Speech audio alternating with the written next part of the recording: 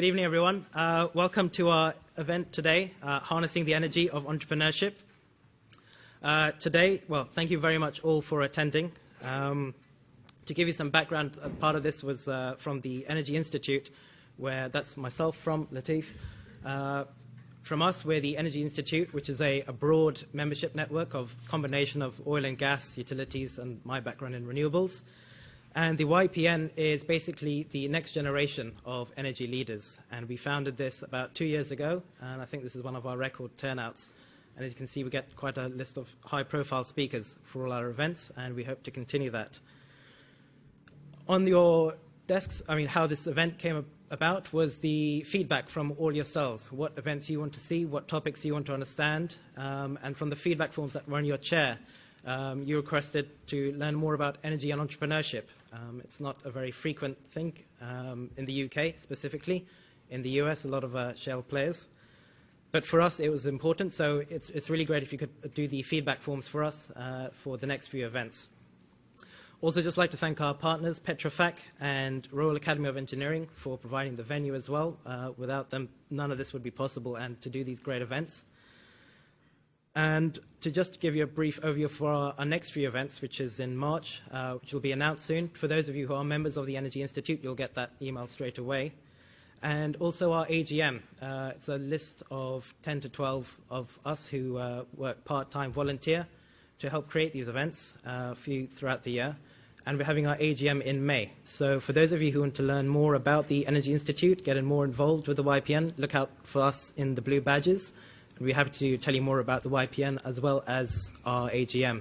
If I could ask the guys in the blue badges just to stand up so people can maybe recognize them later, quickly. There you go, dotted around the room. Anyone with a blue badge is there. I'm going to leave you in the capable hands of Malcolm here to take you through the rest of the event. Thanks very much, guys.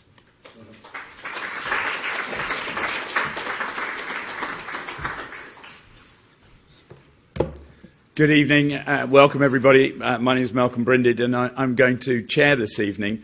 And welcome to the Royal Academy of Engineering.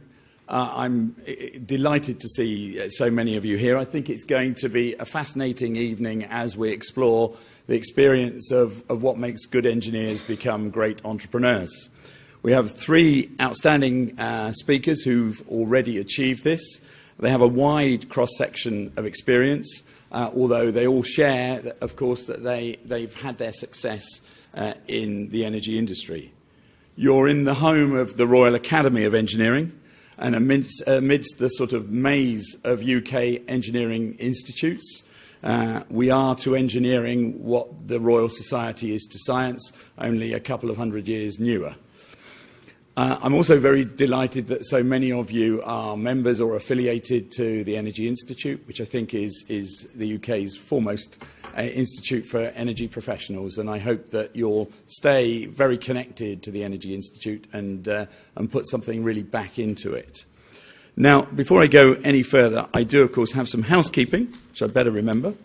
The event is being filmed, you just here, and there will be photographs being taken. There will be drinks afterwards, very important message, on the ground floor in the Rolls-Royce room. There are no scheduled fire drills. So if the alarm goes, which is a constant high-pitched bleeping, then you should follow Academy staff who will show you where to go. But essentially, you've got to go out of these stairs or these stairs, down the stairs and out of the door. Please turn your mobile phones off or to silent. But you are encouraged to Twitter to report the event live, and the hashtag is shown there. So with that, and I hope you all know what to do there, because I don't, I'm going to explain the format of the evening. You're going to hear from our three speakers in turn. Then we're going to have a panel discussion, and I hope that will be lively. So, think up some really tricky and good questions. Because of the voice that you can hear that I have, I will be a brief chairman, but I do want to say a few things. All of our speakers are very successful entrepreneurs. They're Ayman Asfari, the Chief Executive of Petrofac Limited, Rachel Hodges, the MD of TNEI, and James Patton, the founder and MD of ADIL. And I'm going to say more about each of them and their businesses when I introduce them individually. But all three know what it is to grow a business from its very early stages, and all three have an engineering background. And I think you should understand that people who start and grow young businesses are incredibly important to an economy, because actually that's where most jobs are generated, much more from new and early stage businesses than they are from mature businesses. It's incredibly important for job creation. And generally, the younger you start your first business, the more likely you are to succeed as an entrepreneur, although very often it's not in that first business that you started.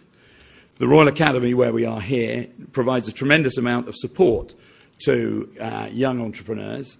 And when we get to the panel discussion, I might throw in a few things about the nature of that support, especially around the Enterprise Hub and the Sainsbury Management Fellowships, but I'll leave it to later.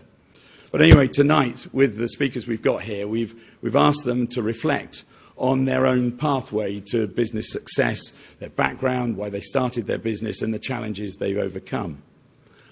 Now, all three speakers are involved with the energy sector. And the energy sector, of course, is incredibly topical. I think it's always incredibly topical, but just look at the last few weeks and you see headlines around, obviously, the oil price halving in less than 6 months, around the fracking controversy in the UK, around the fairness or not of the prices the big 6 energy players are charging in the UK, along with the constant running themes about the challenges of getting renewables to scale. Despite what I think are incredibly exciting developments in technology around the solar area. So it's a constantly changing arena. I was privileged, I have been privileged to spend 40 years in it, in the energy scene. And I think it continues to sit at the heart of the two biggest challenges that the planet faces this century. First, on the one hand, how you provide access to clean, affordable and secure energy for the billions of people in the developing world who are essentially energy poor. And two statistics there, 2 billion people lack access to reliable electricity in the world, 2 billion. And there are 5 billion people of the 7 billion in the world who still wash their clothes by hand. So just think of what that means in a way about the life they are living. And yet you've got to contrast that with the dilemma and the challenge of how to slow down, halt and eventually reverse the rapid growth in greenhouse gas emissions and the associated risks of dangerous climate change. And of course 2014 was officially the hottest year on record. And although it's very interesting, we have a sort of Alice in Wonderland world where politicians globally nod their heads about the importance of a 2 degrees limit, but there is no actual clear, cohesive plan that will deliver that. And basically the world's on track to about double that with potentially dramatic consequences.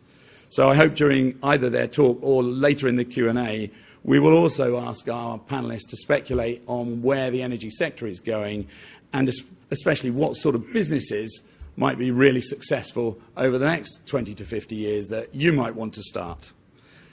With that, I'm delighted to introduce our first speaker, someone I've known for a really quite a long time. Ayman Asfari, the Group Chief Executive of Petrofac. Ayman graduated with an MSc in Civil and Urban Engineering from the University of Pennsylvania in 1980. And then his early career was in the Middle East, and I recall that's where I met him in Oman in 1990.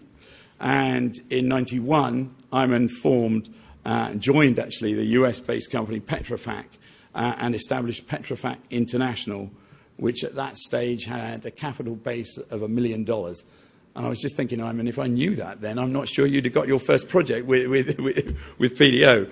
But let's leave that to one side.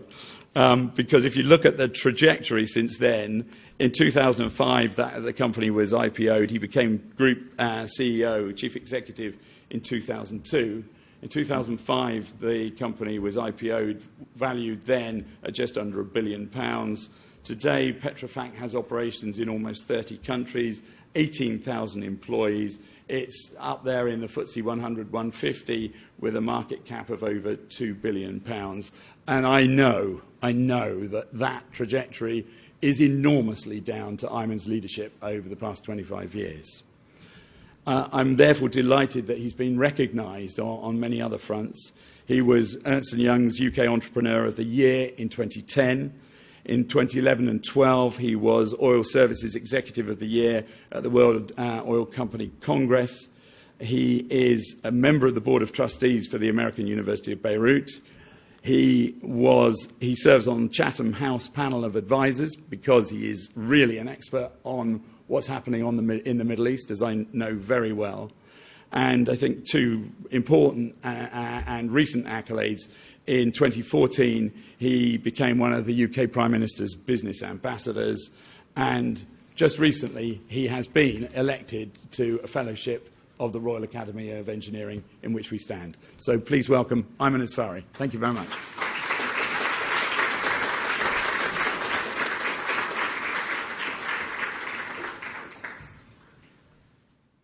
Thank you very much, Malcolm. Just to correct, just 6 months ago, our market cap was £6 billion.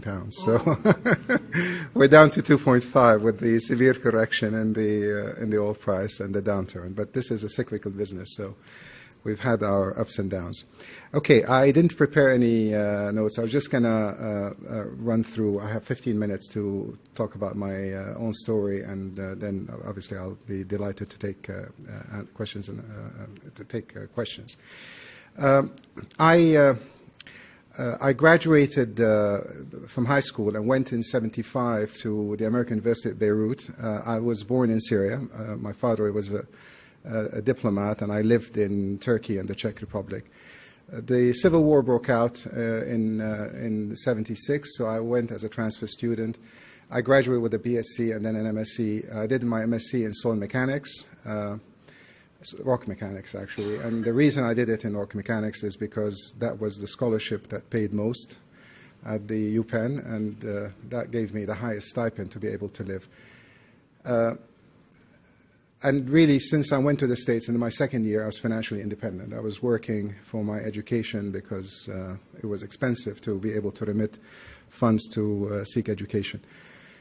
I was also at the University of Pennsylvania. They had a joint degree program where you do an MSc MBA, and the MBA is at Wharton. So I enrolled to get my MBA from Wharton as well. And it was a very attractive program. And at the time, they didn't insist that you have to have, long business experience before you enroll. Anyway, when it came to my MBA, the Wharton Business School said, we will not give you a scholarship.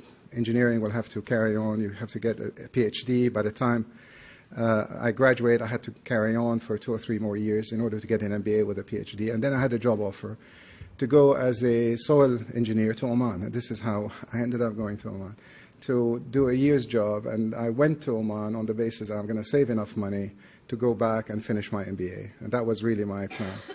So I did that. I went in January 1980 to Oman. In fact, I was in Oman 2 weeks ago, and I met some people that I hadn't seen in 34 years, but it's been that long, 34, 35 years.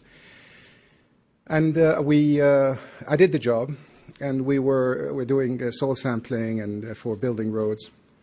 And then a job opportunity came up with somebody there who said, there is a big work program to build dirt roads, tracks, in the country. A lot of them are access roads for PDO, the national oil company, which is managed by Shell.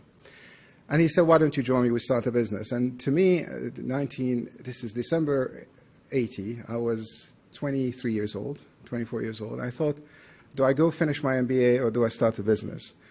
And I thought, it's exciting. I'll do this for a year. If it works, it works. If it doesn't work, I would go back, get my MBA. Those were days where Oman, I think Malcolm came to Oman in 1989, but really Oman was very underdeveloped, let's say, and there weren't too many roads.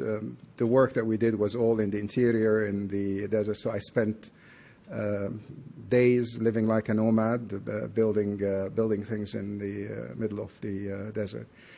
And the construction business that I built then, so that was my first business, the construction business that I built, we went from building tracks for moving rigs to the oil industry, to starting to build flow lines and pipelines, and then to starting to build small gathering stations and small plants. So my background is very much construction. I came from the civil side of the construction and then built a business that very much catered to servicing the oil industry at that time in Oman. In 1986, and this is a story that Malcolm doesn't know, I had a call from the PDO MD at the time. He was Mike Pink. And he called me on an to go urgently to PDO. So I went there, and he said the Sultan, His Majesty, had just called the minister, it was Minister Shamfari, and he had flown over the interior, and he found out that there are all these dump yards that are left in the interior. And he instructed PDO to clear them within 30 days. So Mike asked me, he said, I want you to get this done in 30 days because this is instruction, and we'll clear the contract. Don't worry about the contract, the money. So we did that. We started clearing up, and PDO had left behind second-hand pipes and tubings and junk and garbage and so on. And within a month after we've been involved, or probably a couple of weeks, I get a phone call from the guy who was running Occidental Petroleum in Oman, and his name was Jim Buston. I don't know if you were there during Jim's days. And Jim said, we've just drilled in our field in Safa, and I think we have a discovery, but Bakersfield, it was before Houston, wouldn't approve any money to be spent to test this discovery. So I need your help. So I said, okay. I went to his office, and he said, I really believe that we have a big discovery, but I can't test it because they won't sanction any funding. So I said, how much money do you need? I said, I need $6 million to put a pipeline to Lakhwair site, which is a PDO site, and I just have to get this pipe built. I said, how much money do you have in your budget? He said, well, I have no money in the budget, but I can probably squeeze a couple of $1 million. So I said, well, great, give me the couple of $1 million. I thought, idea, second-hand tubing from PDO that, we're going to dump outside the country. I'll use it temporarily. I said, how long do you need to test? He said, I just need to test it for 30, 60 days just to prove that we have oil. I said, it would not be buried. It will be on sleepers above ground. And you don't mind if it's different sizes. We're not going to be able to pig it.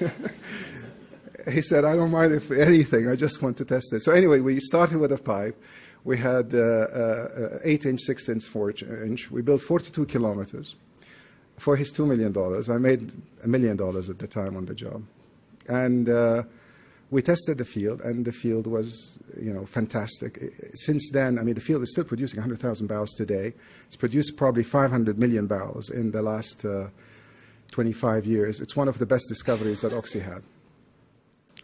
A year, 6 months later, he wants to develop the field, Jim. And Jim comes and says, look, you've done me a great favor. I've proven that I have a field, so I want now to build the plant.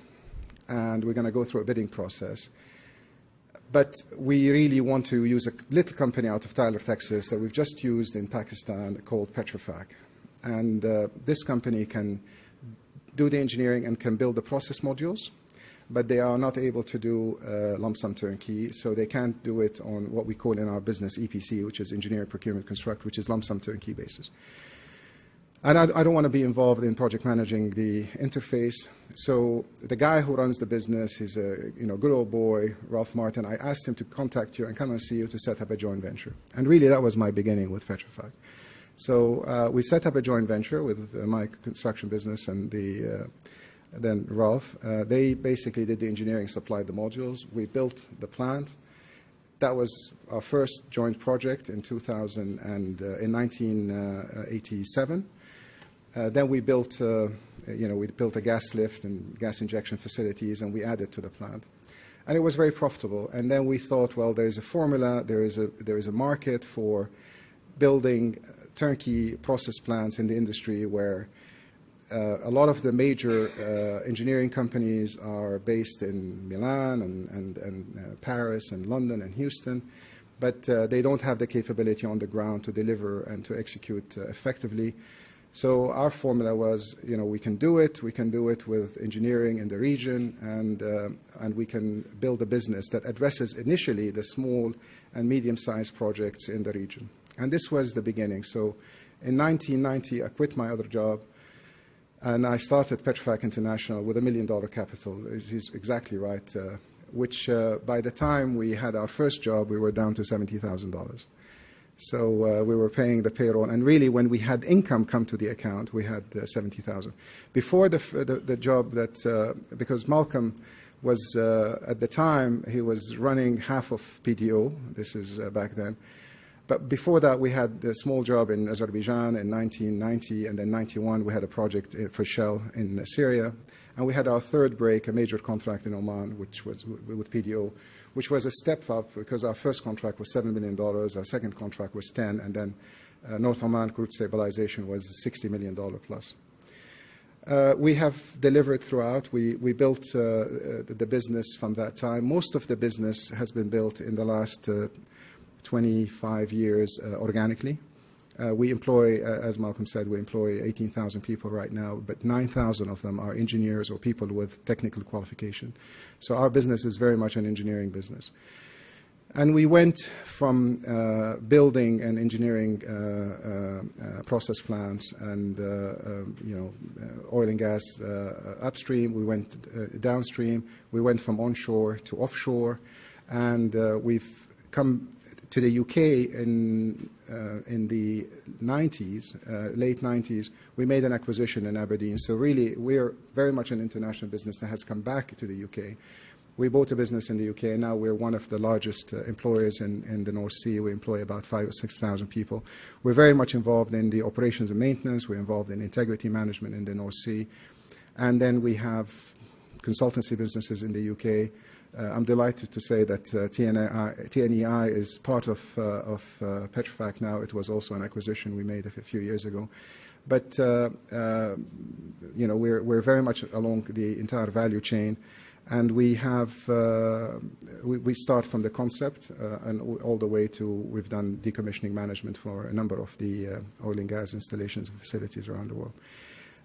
We've had a long journey. We've had our ups and downs. This is a very cyclical business. We've probably been on a down the last year because of a couple of profit warnings. The market wants you to grow all the time, no matter what happens.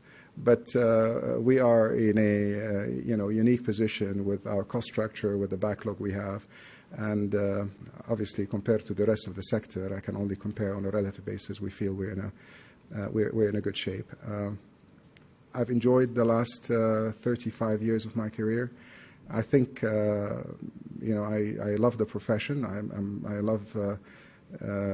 think I made the right decision in going into engineering school. And I very much love my job and love the value creation from it. It's not only about building things, but it's also about providing a career opportunity to many employees. One of the things we have in Petrofac is we have a Petrofac Academy for young graduates. We've grown this academy. We're up to now 400 to 450 fresh graduates a year. And really, there's nothing that gives me more satisfaction than traveling around the sites and seeing a graduate that I'd seen 5 or 6 years ago come back and challenge me about the strategy of the business, the governance, and about things. You see them, they blossom, their confidence oozes, and it only takes a few years. And being in a position where you're providing that opportunity to a young man is really the thing that gives me the most satisfaction. So that's my story. I'm happy to answer any questions on the panel later on. I didn't want to take time from my fellow speakers. Thank you. Thank you.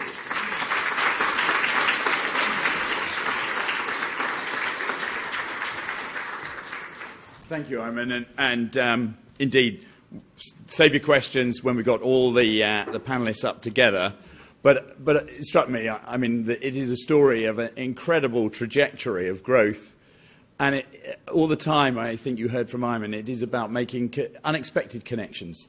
in terms of the business opportunity that it wasn't what you planned to do, but you changed the direction of the company as the opportunities come your way. I'd like to introduce now the next speaker, Rachel Hodges. Rachel is the Managing Director of TNEI, which is a specialist energy and environmental consultancy within the Petrofac group now, although I think that's for the last 4 years. She is an electrical and mechanical engineering graduate from Edinburgh University, and as Managing Director, she's responsible for the strategic direction of a company which employs about 70 people, and at the same time as providing that oversight and technical direction, she also, meanwhile, continues to deliver some of its services, particularly in the training arena, where she's very much involved on the electrical side, including training. She said she was just back from Dubai, but she provides training to Ofgem, to major utilities, and so forth. She has 15 years' experience in industry, predominantly with those in the energy sector who are particularly involved in project design and specification through to infrastructure planning. And I think it'll be a very interesting story. I'm looking forward to it very much. Welcome, Rachel.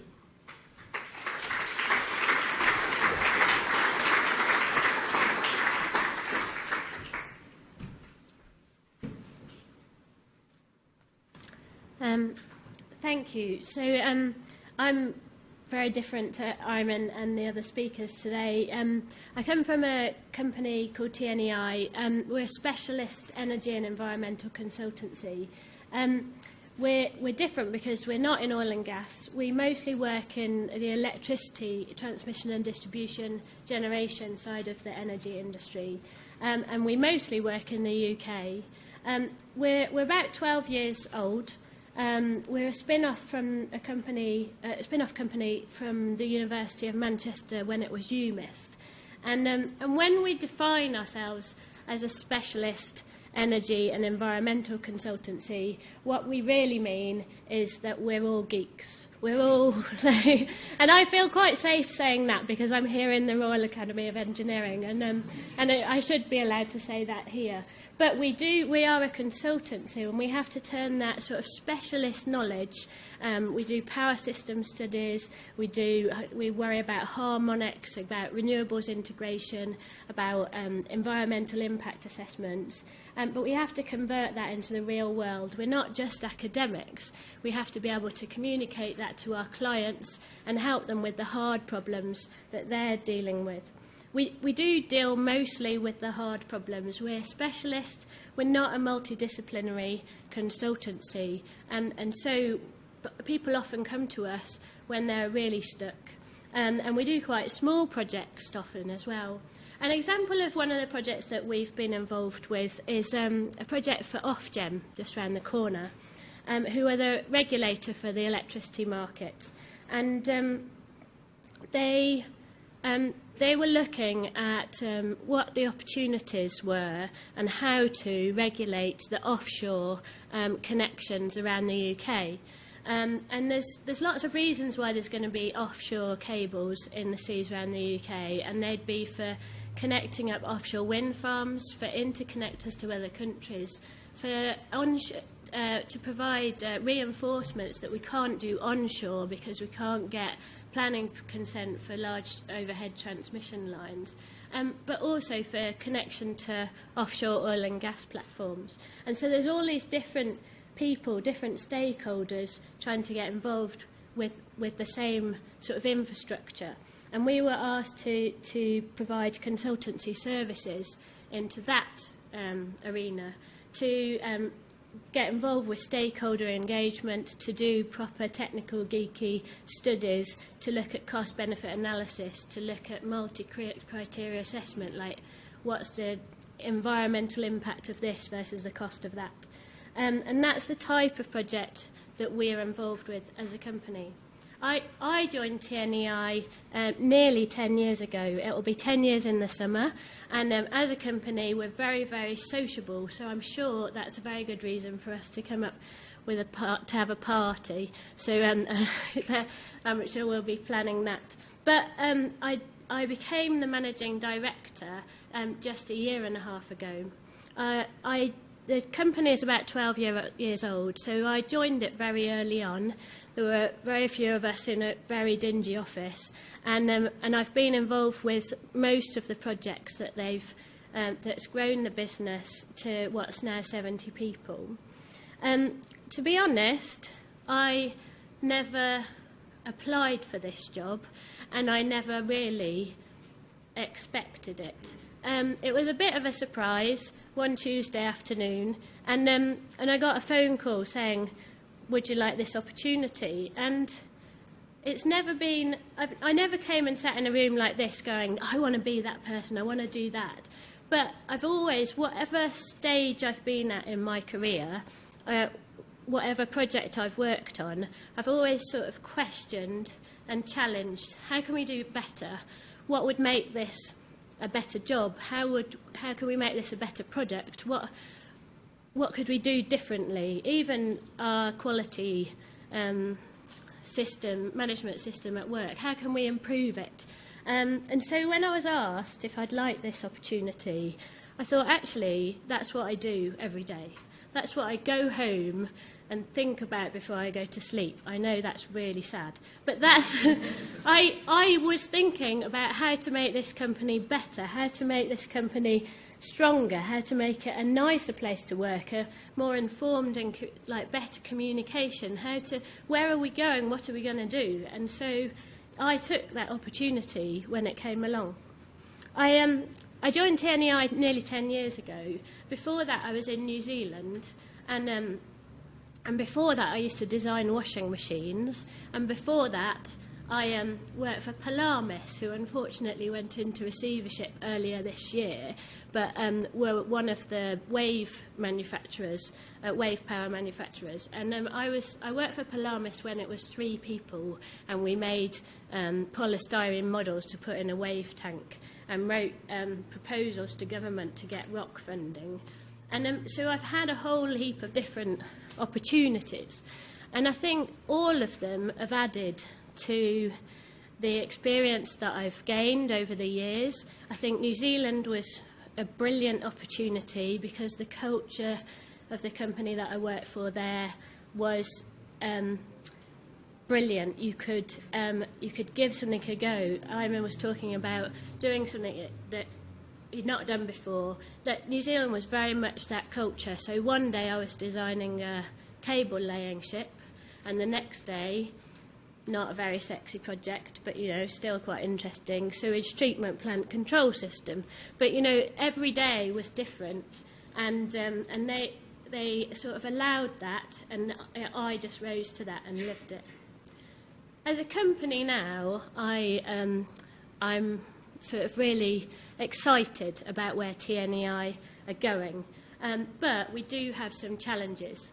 We are part of Petrofac, and they've got their own challenges, but we also have our own. We mostly work in electricity, and we mostly work in the UK, and in the last year and a half there's been something called electricity market reform that's gone through Parliament here, and that has really put a lot of pressure on our business, because as decisions aren't being made or policies are changing, then that is causing sort of quite a lot of worry with investors. And so projects get sort of held up, sort of postponed a little bit, and especially the beginning of a project where they're doing sort of, they're trying to work out whether it's a suitable development or not, and they're doing the sort of risky end of the business. And so that's really impacted on us, and we've had to think very carefully about how we're going to drive the company forward, how we're going to take that sort of pressure off, so that we can be confident that one policy decision or the general election that's coming up doesn't sort of put a spanner in our work. So we're looking to international markets. Before I came down today, I was doing a workshop in TNEI to look at opportunities for market entry in South Africa and sub-Saharan Africa, because there's a lot of opportunities there for the type of knowledge and expertise that we've got. We we've got some parts of our business are very competitive.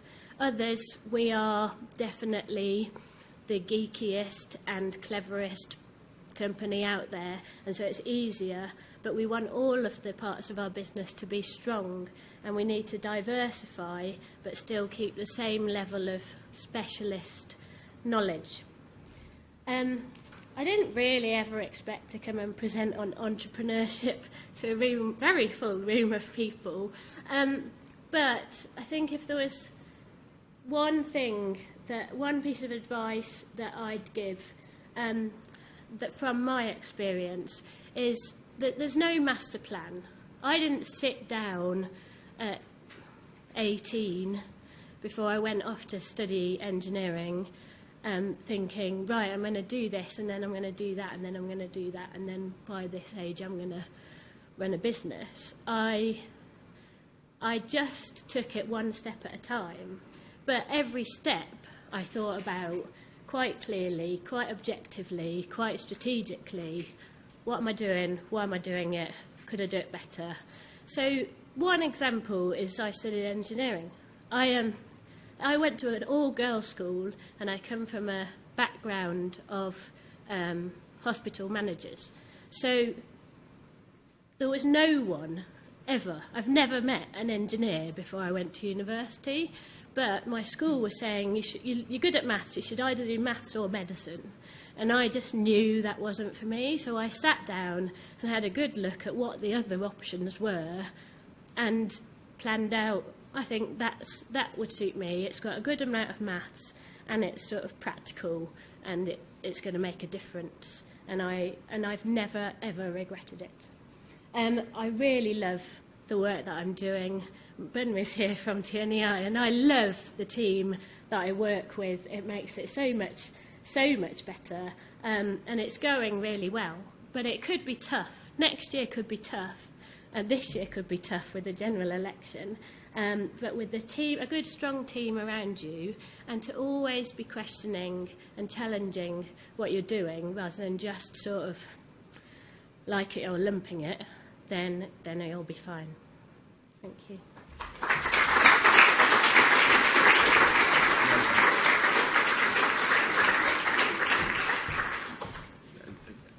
Thank you very much, Rachel. I think actually that message about not really thinking where do I want to be in 10, 15, 20 years' time, but how do I do today's role better? It is not just about, I think that's a message for life, to be honest. Whether you're in a big company or whether you are starting a business, I think that's absolutely great advice. I'd like to introduce our third speaker, James Patton. James is a mechanical engineer from Aberdeen University with a background of working on subsea developments as a project engineer, development manager, and project director. He started his career with Hess, where he spent a long time working on subsea tiebacks, FPSOs, and other North Sea installations, and then joined a small independent company called Paladin Resources, where he was responsible for all of their development activity and then later their production operations. And then in 2006, when he'd had almost 20 years of industry experience, James founded ADIL, which is an independent asset management consultancy, and he will tell you more about it. But the company has gone from strength to strength. Today employs over 150 people. It's based in Aberdeen, but it has international business in the Middle East, Asia, and South Africa. And of course, as the North Sea is likely to go through some quite tough times, I think the growth of that international business is very much on James's mind. Please welcome James Patton.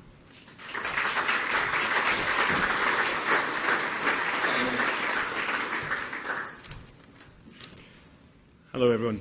In preparation for this speech, I actually was thinking, well, how do I approach this subject? As a good engineer, I thought, well, the best way to do this is fairly simply. So firstly, I'll talk a bit about my background as an individual, and then I'll describe a little bit about our company, ADIL. And then most of my time I'll actually spend talking about setting up a company and some of the lessons that I've learned in doing that. Before I start, it's probably worth answering the question, what is an entrepreneur? Because actually before I was asked to speak at this, I wasn't really sure what an entrepreneur was. So I went to what is the modern-day Oracle and checked on Wikipedia. And on Wikipedia it says, the entrepreneur develops a business model, acquires the human and other required resources, and is fully responsible for its success or failure. So I'm glad to say that that kind of represents what I've done for the last few years, so I'm probably talking on the right subject. It's good that it gives you the out of actually failing as well as succeeding. So I'll talk a little bit about myself firstly. I am a mechanical engineer, as was highlighted. I graduated from Aberdeen University. I had the good fortune through summers and such like to work with oil companies. I actually worked with Shell, where Malcolm had a very senior role. And I actually funded my way through university by working through summers and actually spending time offshore. That's the way that I funded my way. When I left university, I worked for a small engineering house for a short period of time. It was just for a year. And I would recommend for any engineer that you should actually go away and do the sums and do the analysis and get confidence in your engineering capability before you move into business. I did that just for a year, 18 months, but it actually put me in great foundation for going forward. After that, I joined a small an independent oil company called Hess, and then into another oil company called Paton Resources, which was really quite an entrepreneurial company. In both those companies, I learned a huge amount, and I'm incredibly grateful to those employers for giving me lots of opportunities, lots and lots of different opportunities to learn. So background to ADIL. I founded ADIL in 2006. It was self-funded. I didn't pay myself for over a year when we started the company. Literally on day one, it was me and my dog that used to come into the office. But that's how we actually started the office. They started the company. We're a consultancy, and what we provide is development and operations management support for oil companies. After an oil company makes a discovery, we help them work out how you develop that field and commercialise it. We also help in the operation phases as well. The premise for the start of this company is when back in 2006, there was a plethora of new small independent oil companies starting, and they were all looking for resources to be able to help them be successful. There's actually, in our industry, there's a huge skill shortage, a huge experience shortage as well. So the sort of premise for our company was, well, we could actually gather that knowledge together. We had some working practices that we use and we've been successful with, and we could provide that to all these smaller independent companies. So it's been an interesting period. Next year, I can't believe it'll be 10 years that I've been doing it for. And last year, we grew the company up to about 200 people. We peaked it last year, and the turnover last year was £32 million. I kind of wondered what I would tell you through this presentation. I'm actually going to tell you some sort of key lessons learned that I've learned through what I've done. And I've sort of summarised these in 8 lessons. Lesson number 1, if you're going to start up a company, is focus on what makes you different and better than everybody else. I'll talk about these in more detail in a minute. Choose your colleagues very carefully, is number 2. Be clear on your values as an individual and the values you want for your company. Focus on revenue and profit before cost. Always remember that you're not your client's bank. Revenue is for vanity and profit is for sanity. That's a quote from Duncan Bannatyne, which I'm a bit embarrassed to use, but be flexible and keep a sense of perspective in the good and the bad times. So focus on what makes you different and better. There's absolutely no point going to market with the same product as somebody else. You'll either have to do it cheaper, which is actually a very difficult thing to do if you don't have any track record. You've got to work out what you're going to provide that's actually different. Differentiate yourself. For me, that's about providing something that's better value than what the market can get elsewhere. But you must understand your market. And people think you can do that as market research. The most important thing you need to do is go and speak to your clients. They will tell you what the market is. In our company, we suffer from a problem that we discuss what our clients need. We actually need to speak to our clients and find out what they want. That's a critical difference. It's what they want. And not be as, I guess, as proud to think that we always know. The second point is really be clear on your values. For me, in terms of setting up the business, we can be a financially hugely successful business. But there are certain things, if on that journey that we've crossed our values, would actually tarnish that as a success. And it's important to be clear on what those values are. And for those, for me, those are around, I don't want to be involved in any unethical business. That's not something I would enjoy. That would tarnish any success. I also don't want to do it by walking on the staff that we have. I want all our staff to actually grow and develop in our company as we succeed. I want for every day that they work with us, at the end of the day, to be more employable by another employer at the end of that day than at the start of that day. That's hugely important that they grow with the staff. I want to do something different. I don't want to be doing the same thing. That's not why I start up a business. I want to be doing something different than everybody else is doing. I want to feel at the end of it there's some legacy that you feel you've actually made a difference in your industry. I also want to believe in what we do as a company, and that I want to be in a position that we feel we excel in that. So these are actually my values in terms of doing business. In our company, these have been crystallised or encompassed in four different values: integrity, people and development, creativity, and drive and passion. Now, those are my values. My only influence on the people at work is recruitment. Your core values are your core values. You can't impose them on somebody else. But we actually recruit people with the same core values, and we check in on an annual basis to make sure that we are living by those values. We have an annual star survey. The third point I would make is choose your colleagues very carefully. This was actually advice given to me by my late father. He ran his own business. And it's a very wise thing to say. You will be spending a lot of time, a lot of good time, and a lot of bad time with your colleagues if you're going to start up a business. And it's wise to choose them very, very carefully. If you're going to try and change somebody, it will take you a year or 18 months to actually change a senior person out in the staff of your company, by the time you actually decide for them to leave the company and then to recruit somebody who can actually fulfill that role. It's also important to continually look at how you evolve your team. Some of my colleagues are here this evening, and some have joined in the last couple of years for our London office. They brought something new to what we do as a company. They've strengthened our team, and as a consequence, have become more senior in the company. There's a saying that us engineers, if there's a technical problem, the solution to that technical problem can be a simple one. The actual solution to people problems tend to be fairly complex. So you've got to get this right, or else you'll be spending a lot of time trying to solve people-related issues. Revenue and profit before cost is another learning. You can go away. I just heard, this is typical oil company talk, typical oil company action, but oil companies often provide fruit for all their staff as a part of the healthy living. Oil price has fallen from $115 to $45, so one company stops supplying the fruit. That's not going to make much of a difference in terms of the outturn this year, stopping the fruit supply. You really need to focus on how you're going to get more revenue and how you're going to get more profit. Most important thing for us is profit. So yes, you need to keep an eye on your costs, your operating costs. Look at your overhead costs, really focus on that, but it should always be focused on revenue over costs.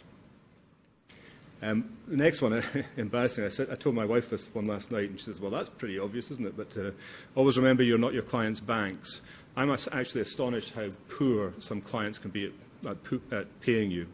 And it's really, really important, if you're going to run a business, that you ensure that you have a good record with your clients in terms of payment.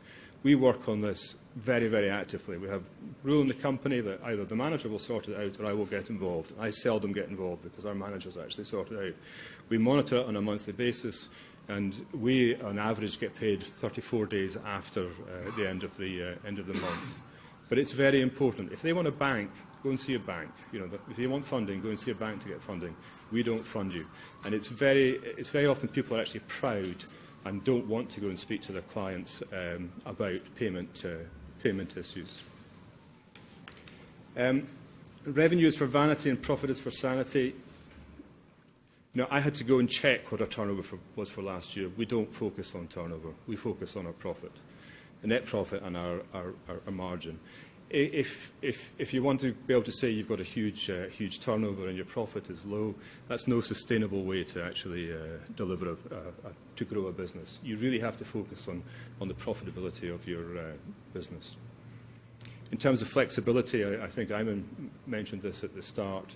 You have to be flexible. This time last year, we were at $115 a barrel in our industry.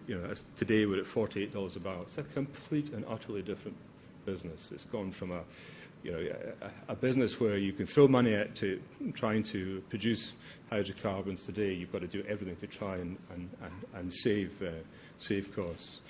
So you've got to be able to respond to that. There's a saying, I guess, in business that if you see a bandwagon, it's too late already. And it's important that you try and predict what's going to happen in the market and look at emerging aspects of the market. Really understand your market. And when times get tough, spend time with your clients, because they're the people that will be making decisions about what happens next. The last one, and this is to maintain your own sanity, is keep a perspective on in the good and the bad times. Business goes up and down. When I started up ADIL, what I was astonished with was that in my career in an oil company, you maybe had one really good month, and then you felt really up about your job, and then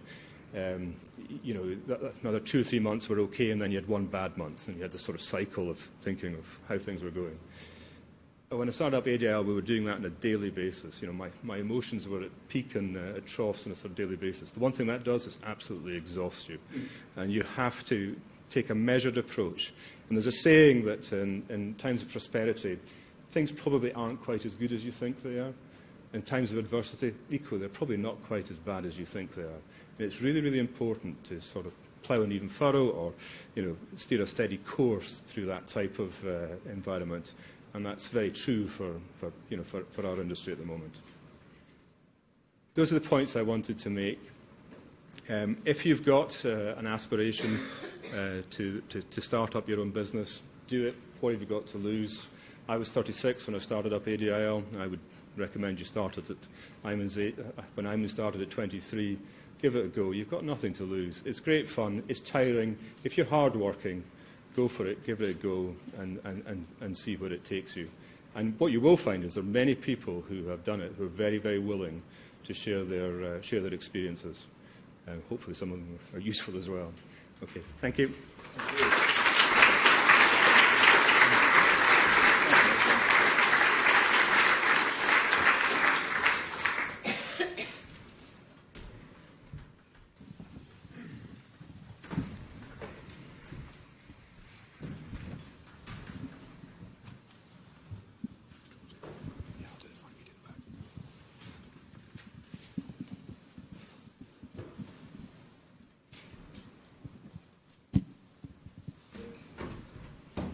Can you hear me okay at the back?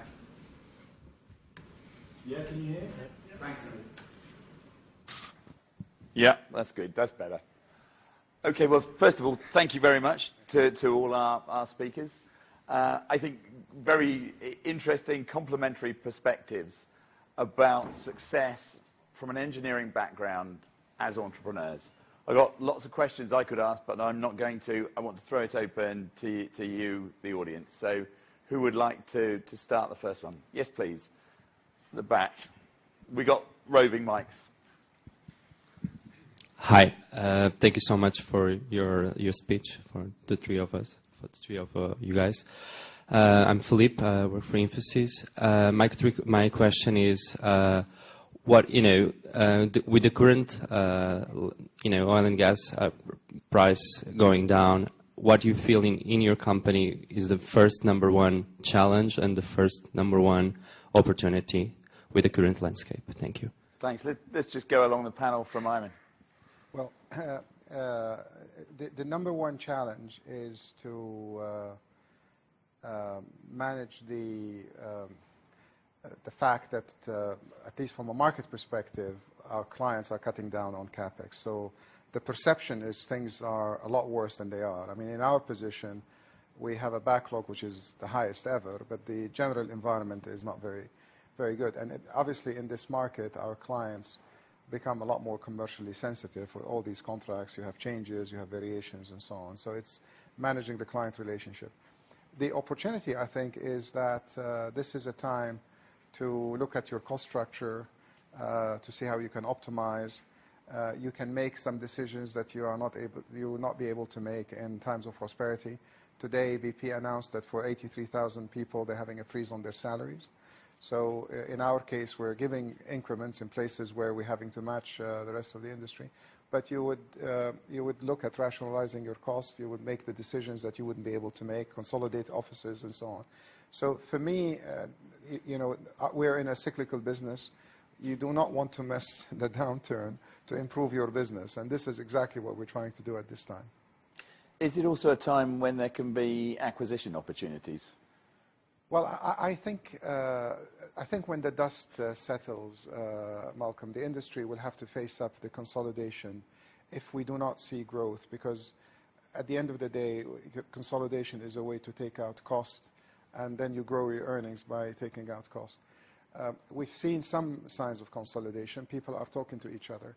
Personally, I'm very wary of big consolidations because very few of them create value long term, particularly in people businesses. And I think what James was talking about with regard to the value of a culture and values in a business, I put a huge amount of emphasis on the values and the culture in a business because otherwise the business will not be distinct, particularly in a people business.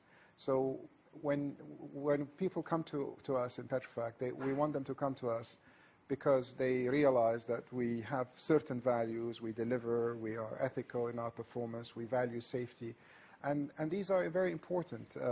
So when you consolidate, you want to make sure that it's just not simply a financial play where you're adding, 1 and 1 and you're creating 3, because you destroy a huge amount of value by putting two businesses that have different cultures, and then you end up with something which has no culture, which has no odor, no nothing, no taste, and people leave afterwards. And the question of the values that I mentioned is not only important to create something distinct, but I find at the end of the day, very good people join a business not so much for the remuneration, it has to be competitive, but very much around the place they want to come to and work. They want to know that they're coming to an environment, to a business that has values that they share. I give you an example. If you want to, if a boss of a business is known to be a crook, he may pay you 3 times what you would earn elsewhere, and you would go and work for a year or 2, and afterwards you'd go out if you do not believe that he is somebody that you feel comfortable working with. So the best people come and work because they like the story of the business, but they very much like the values and the culture. Compensation and pay, in my mind, comes third. As long as you don't underpay people, you pay them competitively. Thanks, Ayman. Rachel. For us, it's quite a different question. A lot of the work that we're involved with are... Can I just check? Can you hear okay at the back? Yeah? Good. Thank you. Sorry. They're not driven by the oil price. They're driven more by incentives or commitments that countries have made or development projects that are being done around the world to deliver the electricity that you're saying that people don't have yet. But they're still fragile, and they can still change significantly. A different government or a political landscape can have an impact. So we still have to be ready to be nimble. I think the main impact on us with oil prices will be infrastructure. Like countries that traditionally get their income from oil industries will have less to spend on infrastructure. So we will see that impact. But it's equally the case that many government budgets in countries that are oil consuming will be actually, they'll have a bit more to spend. So I think federal budgets in a lot of countries will actually be a bit easier, and there could be more opportunities for your business. James? I think in terms of something we need to grapple with our industry is is really about cost efficiency. So in our business, we need to focus on being as efficient as possible and providing a solution to our clients which is of lower cost. That's a great opportunity. But for us as a small company, we can be fairly nimble, and there's lots of opportunities. Our clients are actually far more innovative in this environment. We can do things that are more interesting, more creative than you can do in a high oil price environment. In a high oil price environment, people get lazy, and don't particularly like to take any risks on things. But when you go down to a lower oil price, you get people taking companies more willing to take challenges. So it creates more opportunity for us. Thank you very much, James. Let's take the next question from the audience, please. Yeah, there's one just halfway back there, please.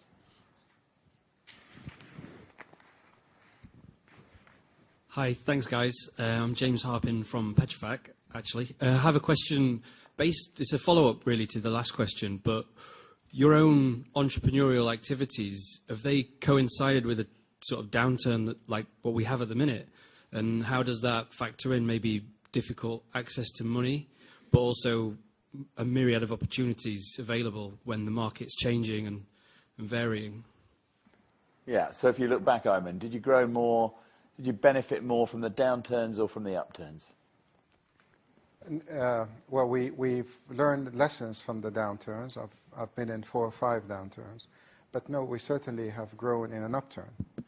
But, in our case, actually, even though we have a downturn in the oil price, but we have the biggest backlog ever. We have $23 billion of backlog, and it's the highest it's ever been. So the downturn that we're seeing in the North Sea, we're not seeing it in the Middle East, even though the countries are suffering, but the budgets of the NOCs, because they have a low-cost structure for production. So we announced a couple of weeks ago, a $4 billion award in Kuwait, which is a heavy oil field, which on their cost curve is the highest ever, but it's still around $20, and they're still selling at $45, and they're saying it'll be finished by 2019, and by then, the oil prices would have recovered.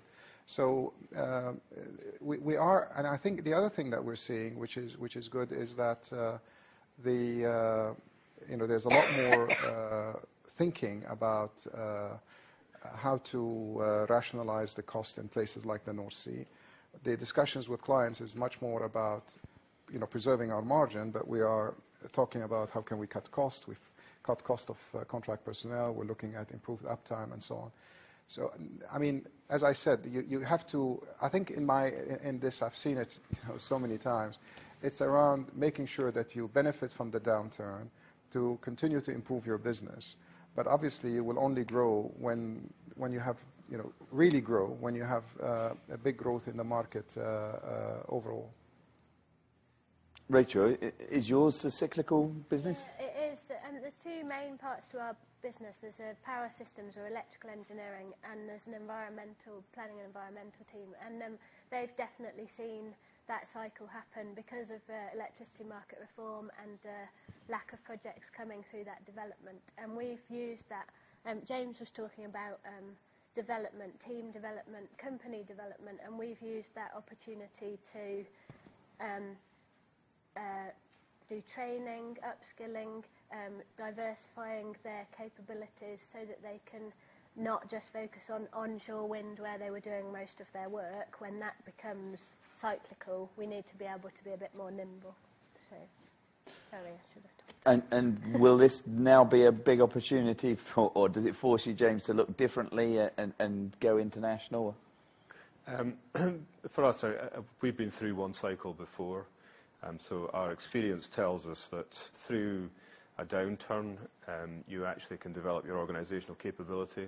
So the actual heart of your company can be stronger through a downturn. You can actually focus on your own company. You actually get the rewards of that when there's an upturn in the industry as a whole. So you get the financial rewards actually when in our industry when oil price actually goes up. But you'll get enhanced upside when oil price returns if you spent the time wisely in a downturn investing in organizational capability. I mean, an example with us is we've looked at all our budgets. The one budget we have not cut for 2015 as training and development in the company. That's actually gone up from 2014 to 2015. I think you'll be pretty unusual in that, James, and pretty. I mean, it's an exceptional commitment to be making. But we've put a freeze on hiring, except for the fresh graduates. We're increasing the intake of fresh graduates because it's an investment for the long term. I think one of the biggest mistakes companies have made in previous downturns is to turn off the flow of graduates. It often takes a decade to rebuild the trust with the universities and colleges and so forth, and never again, I think. So, do we have another question, please? Hello, Stuart Orr from Breathe Energy, and I'm also in the YPN committee. Speak up a bit, please. Okay, you're all, obviously, all three of you are very entrepreneurial, and I'm just wondering, is this a trait that you encourage in your own employees, and if so, how do you implement entrepreneurial direction yet still protect the everyday business of the company? So, yeah, good question. How do you manage entrepreneurs inside your organisation? Rachel? Yeah, I'm back on. I had to turn it off because I was coughing. I really do value it. Maybe it's because I value things that I think are important, but I also recognise that some people just aren't like that. Some engineers particularly just want to do sums, and so you've got to value different people and their own different skill sets. But what we've done is develop sector leads, which is people who manage small parts of the business and look after that from a strategic viewpoint, trying to work out where that sector's going, what's going on there, who the key clients are, and they get the opportunity to grow and develop that bit of the business, but always working within a team and fully supported, so that they've got opportunities to do sort of a whole mix of engineering and business at the same time. Thank you. Well, either of you?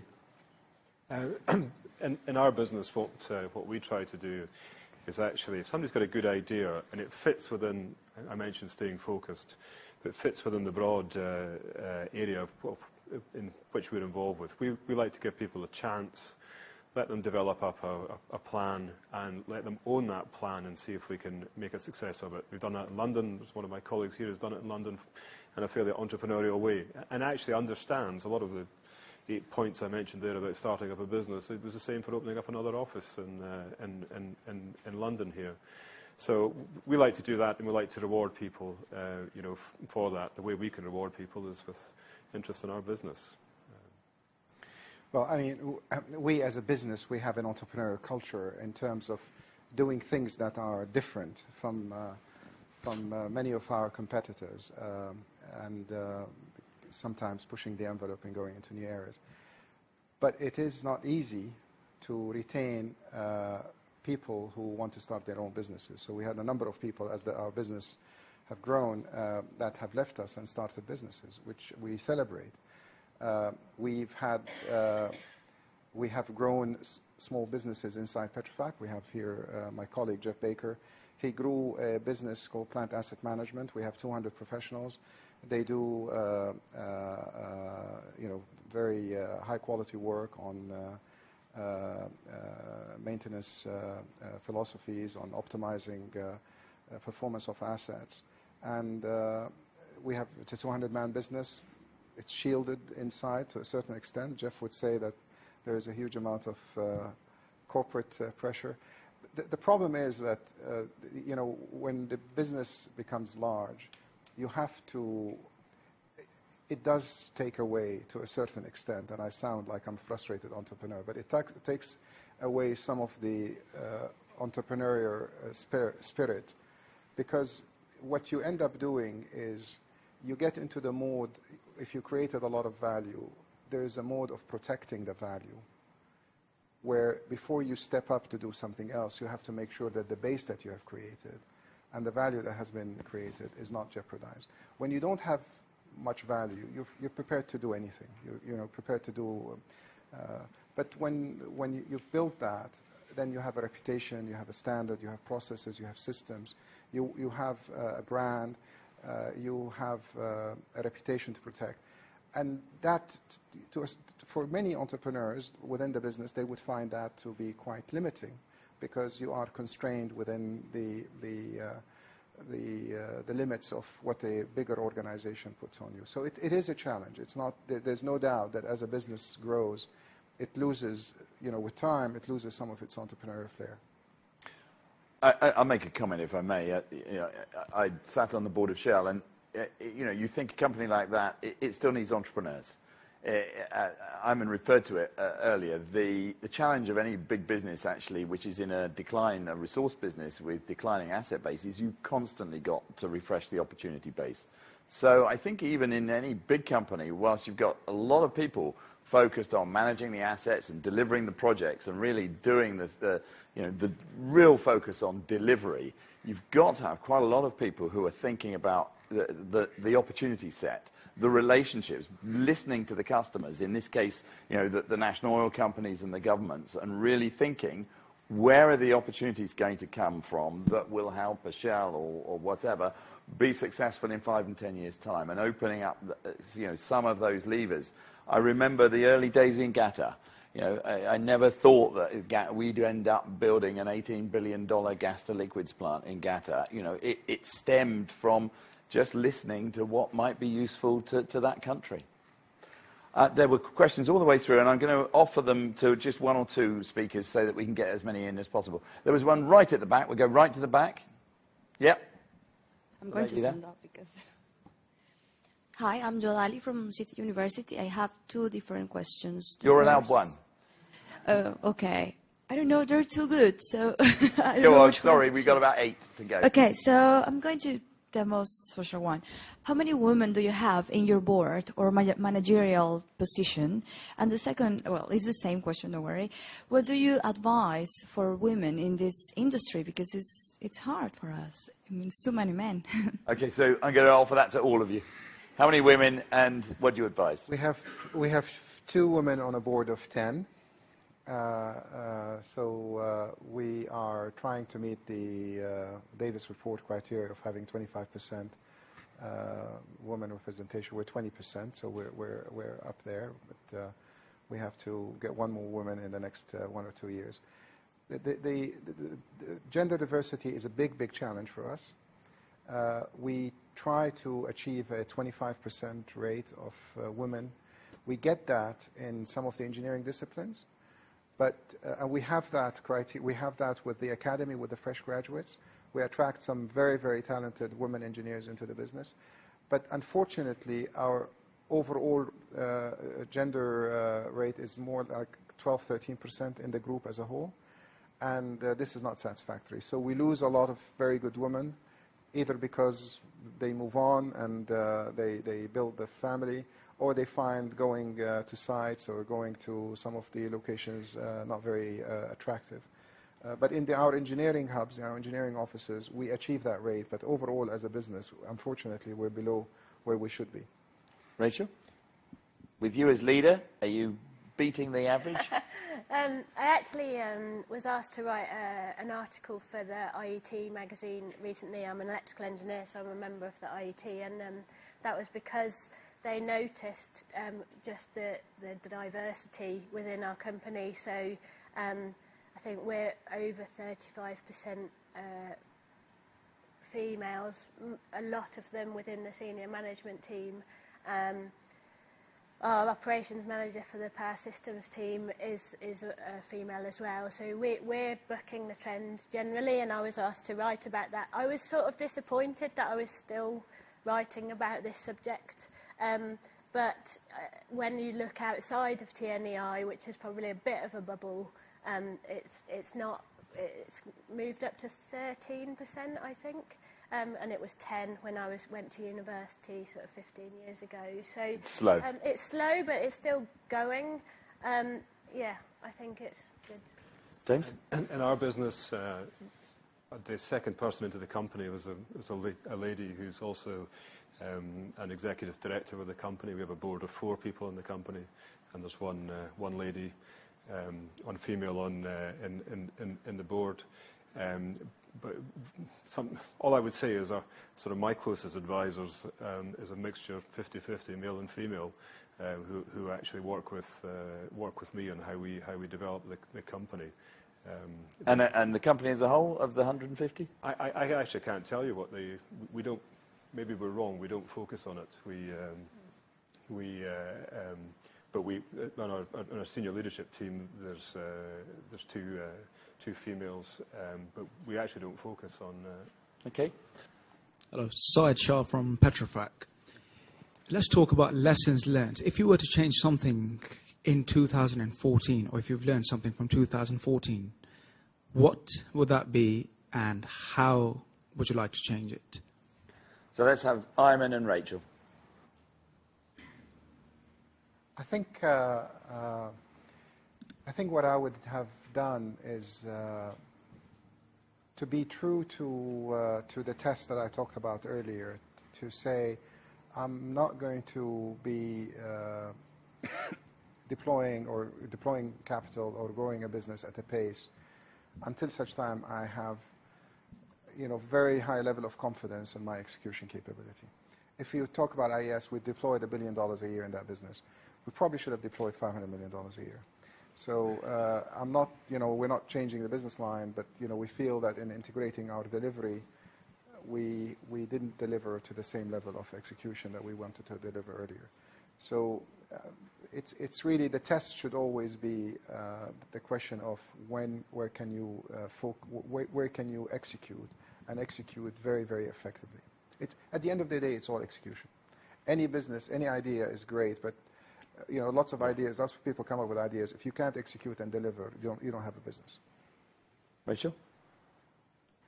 2014 was like the best year we've ever had. So that's quite Should do another one of them. So, but I think it would be to, I spent the second half of the year spending more time with our planning and environmental team, and I think that we could have shifted that focus earlier in the year, because our power systems team are doing so well. They could have probably got on with it, but I didn't know that they didn't need my help, so I would have shifted that focus earlier. Thank you.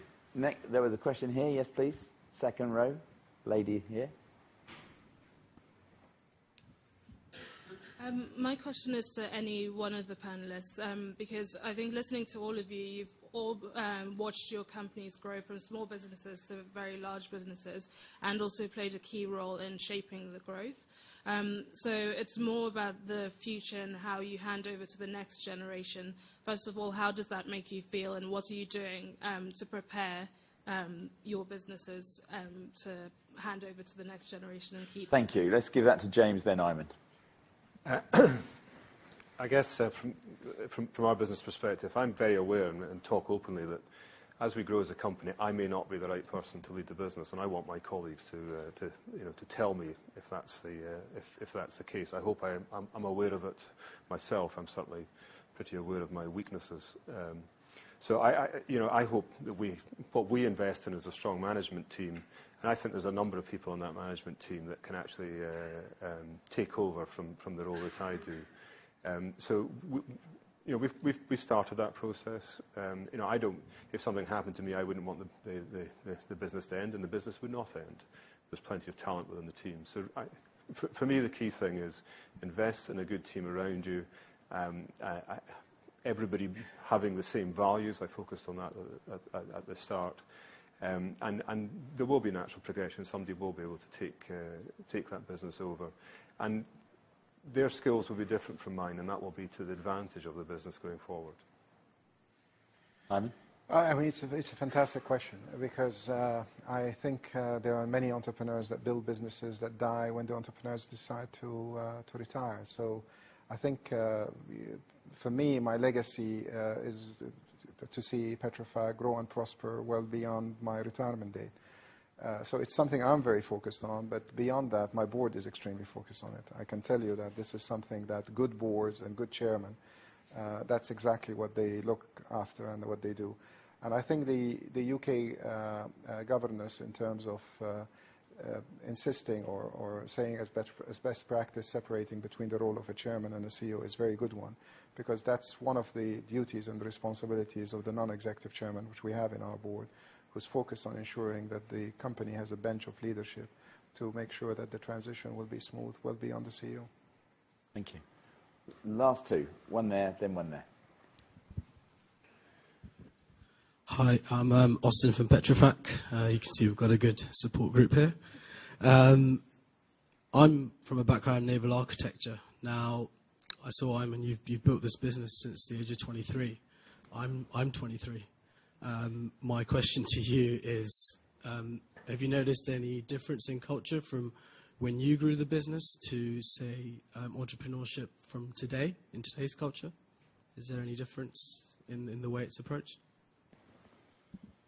Well, I actually started Petrofac International in 1990. I was 32. But my first business, I started a construction business, I was 23. So has it changed? I haven't changed. So I think I haven't changed. I gained a few pounds and come slower. And both ways. Both ways. But to be candid with you, I have today the same passion and energy and probably hunger, seriously. But I think the question was, is there still that opportunity for a 23-year-old to start a business now or succeed as an entrepreneur? Look, I think there are always opportunities. People say life is more competitive, things are difficult, and so on. There's always an opportunity around the corner. I don't know what it is for you, and I would love you to stay in Petrofac. But there's always an opportunity. The opportunity could be, may not be in the UK, maybe somewhere else around the world. And you have to be flexible and nimble and accept the challenge. But I find, frankly, in today's engineers, and I sound a bit frustrated, that people, I think we've been through a period of prosperity in the UK for the last 10, 15 years with the growth, that the quality of life is a lot more important than building a business. And I find that most engineers I talk to, they're not willing to put up with the hardship that it takes to build a business. I mean, I may tell you tomorrow there's a fantastic opportunity to start a logistics base in Mozambique. But you can't do it sitting here. You have to go and work in Mozambique. And you have to accept that you have 10 years where you may see your family once every 3 months. So it is a challenge between the two. I mean, nothing is easy. I mean, I'll tell you, nothing is easy. I started a business for years. I was spending most of my life working in the desert in conditions which are not terribly comfortable, working out of... But I was very focused. I wanted to build a business. And no matter what happened, I really wanted to build the business. I wanted to be successful. So you have to put that as a priority, that if that's your priority, then everything else is and you need to get the support from your family. You need to get the support from your friends. And you need to have it in your guts. You need to have the fire that you say, yes, I'm going to do it no matter what. You will succeed, ultimately. There'll be bumps along the road, but you'll succeed at the end of the day. And I think it's absolutely, to completely echo that, and I'll remind you of what I said earlier. Most successful major business leaders started their first business in their 20s, and that's not usually the business they ended up heading later on, but it gave them that experience and passion and commitment. Last question, Lati. Hi there. I just started my company yesterday, and I wanted to... Yesterday. How's it going?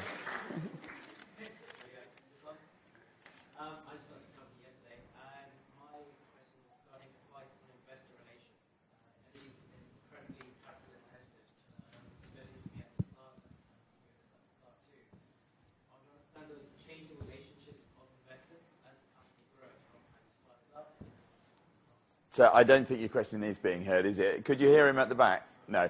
We're going to repeat it. Okay. He wants you to invest in his business, is what it boils down to.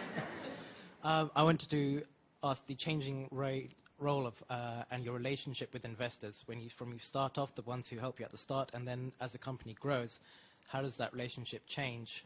We get some activist investors and some who are quite silent, who just want their dividend every quarter, whereas others want to be very hands-on. So how does that relationship change when you're very capital intensive at the start and then continue to grow? Our business was never capital intensive at the start. We started very low capital base. We're a people business. It's cash generative. When we listed in 2005, we didn't raise any capital. it was because I had shareholders that wanted to retire. So it wasn't primary, it was secondary. We sold 30 or 40% of the business to create liquidity for the shareholders.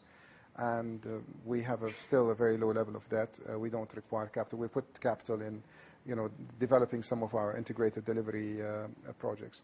But there are lots of businesses that you can start which do not require to raise much capital. There are lots of technology businesses, there are people businesses, all these businesses do not require a lot of capital. I would not recommend that you talk about the shareholders and activists and so on, unless you get to a position where you can, public companies take a lot of time, where you spend it with things which really do not add much value, to be honest with you. Seriously, I sound frustrated, but I spend 20 or 25% of my time doesn't add value to my shareholders. But you have to do it because you have external stakeholders. I don't regret going public because we ended up as a business in 2005 when I had 500 internal shareholders. So you had to have a market and it's very difficult to manage a company which has the number of shareholders we had with a private company. So we ended up listing to create value for the shareholders. But there's a long way to go before you worry about, you can do a lot before seeking a lot of external funding. Last question, last comment, James. We haven't borrowed any money, so I can't really comment on investors. My advice would be the best investor in your company is yourself. I would try and fund a startup. That's the way that we did it. It was our house, it was my salary that actually went into starting up the business. Because you've got to try and convince somebody else to invest in your business. And you need to invest yourself in it. I think that's a very common message. If you want to start it, start with yourself and with people you really know and trust. Yeah. Okay, I'm going to bring this to a close. I want, obviously, to come back and thank our speakers in a minute. Just before we do that, I said en route that the Royal Academy is quite focused on encouraging enterprise, and I'll mention two things which, if you're a budding entrepreneur, you might want to be aware of. One is the Enterprise Hub. The Enterprise Hub, supported by the Royal Academy of Engineering, focuses on young engineering entrepreneurs and how they can develop their businesses by essentially mentoring them, providing business training, and really building the network between those entrepreneurs so that they actually learn generally, particularly from the mentors, but a lot from each other. The other thing we heard tonight that I don't think our panel thought MBAs were the best thing to do, but actually there is available through the Royal Academy of Engineering a Sainsbury Management Fellowship, and the Sainsbury Management Fellowships are awards to early career engineers who've generally reached chartered status, but basically to go and get their MBAs.